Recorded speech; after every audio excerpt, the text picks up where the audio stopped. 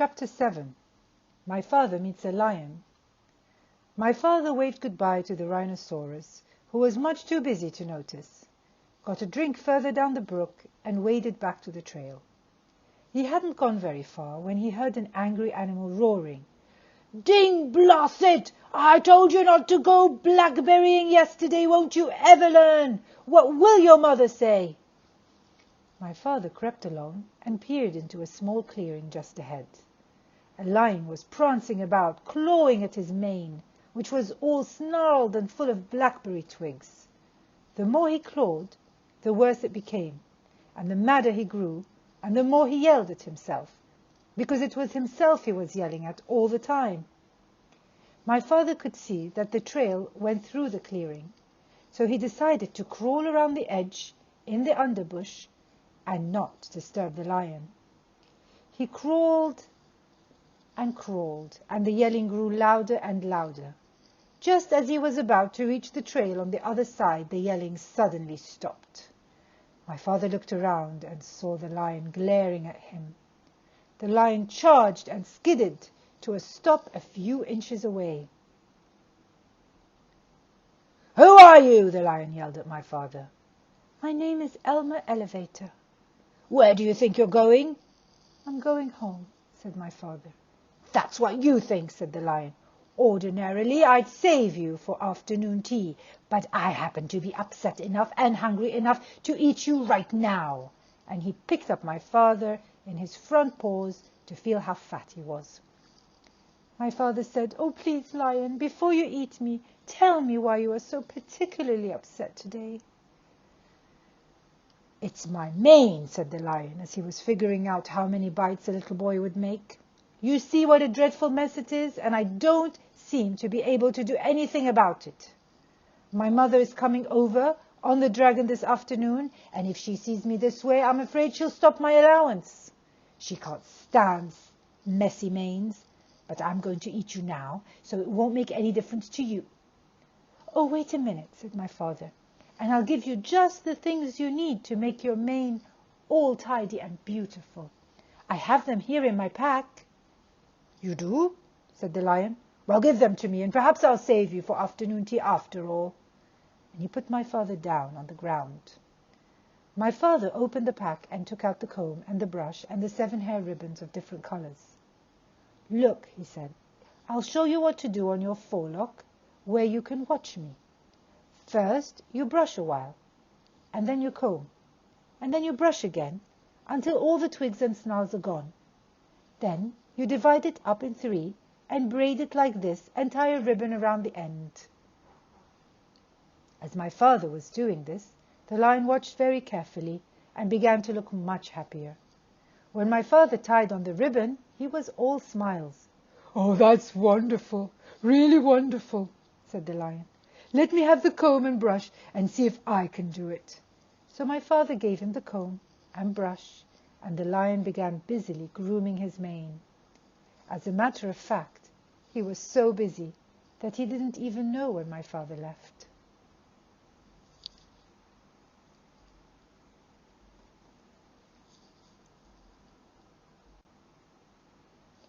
Chapter 8. My Father Meets a Gorilla. My father was very hungry, so he sat down under a baby banyan tree on the side of the trail and ate 4 tangerines. He wanted to eat 8 or 10, but he had only 13 left, and it might be a long time before he could get more. He packed away all the peels and was about to get up when he heard the familiar voices of the boys. "I wouldn't have believed it if I hadn't seen them with my own eyes, but wait and see for yourself. All the tigers are sitting around chewing gum to beat the band. Old Rhinoceros is so busy brushing his tusk that he doesn't even look around to see who's going by, and they're all so busy they won't even talk to me." "Horse feathers," said the other boy, now very close to my father. "They'll talk to me. I'm going to get to the bottom of this if it's the last thing I do." The voices passed my father and went around a curve, and he hurried on because he knew how much more upset the boys would be when they saw the lion's mane tied up in hair ribbons.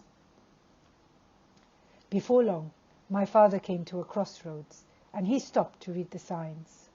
Straight ahead, an arrow pointed to the beginning of the river.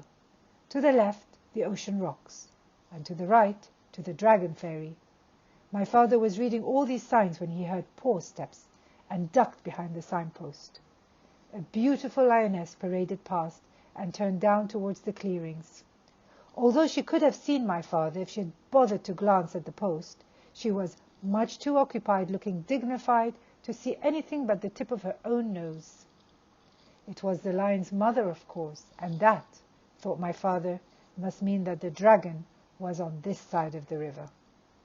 He hurried on, but it was further away than he had judged. He finally came to the river bank in the late afternoon and looked all around. But there was no dragon anywhere in sight. He must have gone back to the other side.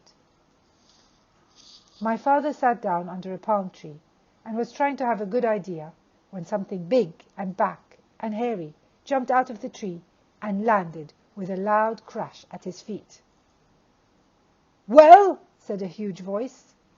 "Well, what?" said my father, for which he was very sorry when he looked up and discovered he was talking to an enormous and very fierce gorilla. "Well, explain yourself," said the gorilla. "I'll give you 10 till 10 to tell me your name, business, your age, and what's in that pack." And he began counting to 10 as fast as he could. My father didn't even have time to say, "Elmer Elevator Explorer," before the gorilla interrupted. "Too slow! I'll twist your arms the way I twist that dragon's wings, and then we'll see if you can't hurry up a bit." He grabbed my father's arms, one in each fist, and was just about to twist them when he suddenly let go and began scratching his chest with both hands. "Blast those fleas!" he raged. "They won't give you a moment's peace, and the worst of it is that you can't even get a good look at them. Rosie, Rhoda, Rachel, Ruthie, Roby, Roberta, come here and get rid of this flea on my chest. It's driving me crazy."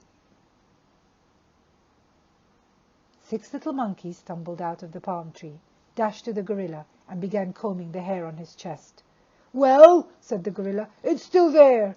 We're looking," said the 6 little monkeys, "but they're awfully hard to see, you know." "I know," said the gorilla, "but hurry, I've got work to do." And he winked at my father. "Oh, gorilla," said my father, "in my knapsack I have 6 magnifying glasses.